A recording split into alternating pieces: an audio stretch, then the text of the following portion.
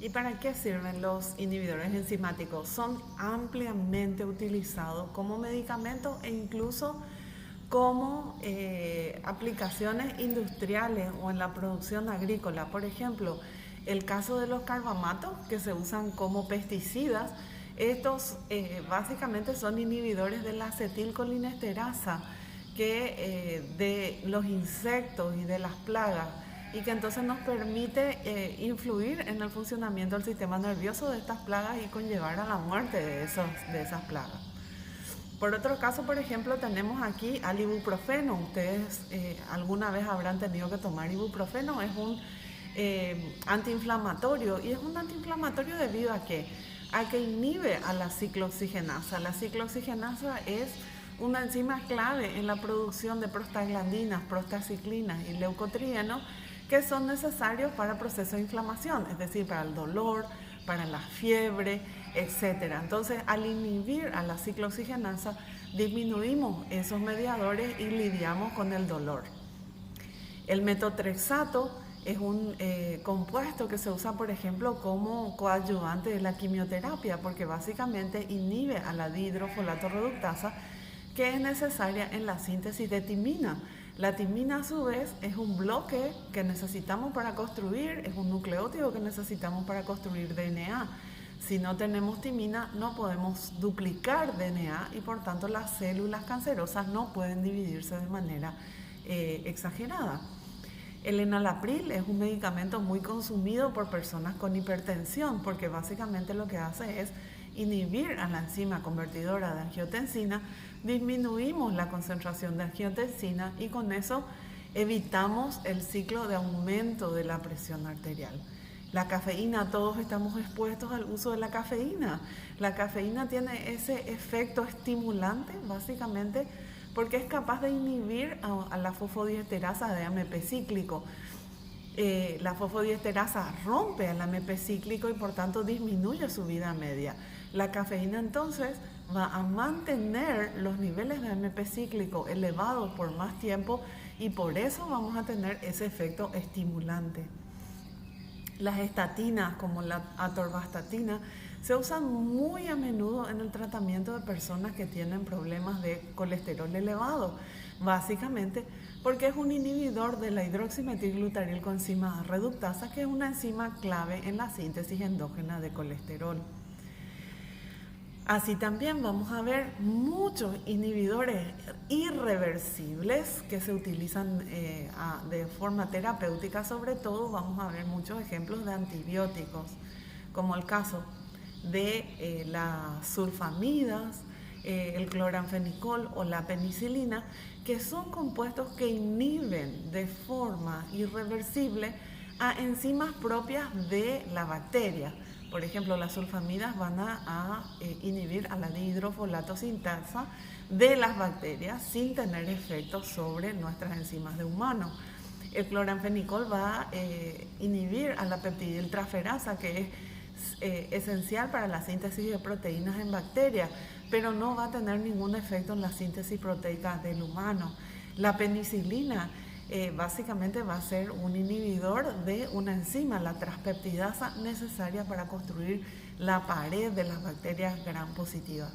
Entonces vamos a ver muchos ejemplos de compuestos que son inhibidores irreversibles, que también se usan con efectos terapéuticos o con efectos en la industria. Otra cosa que tenemos que tener en cuenta, que como las enzimas son proteínas y algunas de estas enzimas son multiméricas, ellas también están sujetas a los procesos de alosterismo y cooperatividad. Entonces aquí vamos a ver que, por ejemplo, hay algunas enzimas, fíjense, esta es una enzima alostérica donde vamos a tener un sitio de unión a sustrato y un sitio de unión al regulador alostérico. En este caso, los reguladores alostéricos pueden ser positivos o negativos, es decir, inductores o inhibidores. Ustedes pueden ver aquí que en presencia del regulador positivo, la enzima va a poder capturar al sustrato y por tanto va a estar activa, va a aumentar su afinidad por el sustrato y va a aumentar su velocidad de reacción. Entonces, cuando hablamos de alosterismo, tenemos que recordar gráficos que ustedes ya vieron en el caso de la hemoglobina y la mioglobina. Habíamos visto mioglobina, curvas de saturación de este tipo, parabólicas, mientras que en el caso de la hemoglobina habíamos visto curvas de saturación de este tipo, sigmoideas. Habíamos dicho entonces que la mioglobina no presentaba cooperatividad, pero que la hemoglobina presentaba cooperatividad. Eso mismo lo vamos a ver en enzimas. Las enzimas monoméricas no van a tener cooperatividad, pero las enzimas multiméricas van a estar sujetas a fenómenos de cooperatividad, es decir, la unión de la primera molécula de sustrato a la primera de las subunidades va a favorecer o va a facilitar la unión de las siguientes moléculas de sustrato. Y con respecto a los activadores e inhibidores alostéricos, ¿cuál es la acción que tienen estos inhibidores y activadores? Cambian la Km de la enzima por su sustrato. Eso lo vemos aquí en un gráfico. Ustedes van a ver que la curva que está pintada en negro sería la enzima en ausencia de reguladores alostéricos. La curva que está pintada en rojo es en presencia de un inhibidor alostérico y la curva pintada en azul es la que está en presencia de un activador alostérico. Entonces, fíjense ustedes cuál es el efecto. La misma enzima, la misma concentración de sustrato, vamos a tener una velocidad baja en presencia del inhibidor, una velocidad media en ausencia de reguladores alostéricos y una velocidad mucho más alta en presencia del activador. ¿Cómo podemos distinguir entonces si un compuesto, si un regulador alostérico es un activador o es un inhibidor? Vamos a fijarnos en la Km. Recuerden, para calcular la Km venimos a la mitad de la velocidad máxima y hacemos una intersección con el gráfico para buscar los valores de sustrato que corresponden a la Km. Si venimos aquí, entonces nuestra medida estándar es aquella de la enzima sin reguladores alostéricos. Esta sería la Km normal de la enzima. Y ustedes pueden darse cuenta que en presencia del activador la Km se hace más pequeña. ¿Qué significa eso? Que aumenta, el activador aumenta la afinidad de la enzima por su sustrato. Mientras que en el caso del inhibidor, la Km se hace mucho más grande. Eso significa que el inhibidor disminuye la afinidad de la enzima por su sustrato. Un ejemplo interesante de la regulación alostérica dentro del metabolismo es el caso de una enzima denominada aspartato transcarbamilasa, que utiliza como sustrato al carbamilfosfato y al aspartato para generar como producto N-carbamilaspartato más fosfato. Esta enzima, también conocida como ATCasa, aspartato transcarbamilasa, forma parte de una vía metabólica muy importante en la cual vamos a tener la síntesis de nucleótidos de tipo CTP. Esta enzima tiene dos activadores, o sea, dos reguladores alostéricos interesantes. El primero, fíjense, el CTP, que es el producto final de la vía, es un inhibidor alostérico del aspartato transcarbamilasa. Y la pregunta es cuál es la lógica de esto. En el metabolismo todo se rige por la economía. Por tanto, gente, si nosotros tenemos una vía metabólica, si estamos sintetizando mucho CTP, pero ese CTP se comienza a acumular, es porque ya no es necesario, porque ya hay un exceso, porque ya no se está usando. Entonces, si no necesitamos seguir gastando energía celular para sintetizar más CTP, si ya no hay necesidad, si ya no hay demanda de CTP.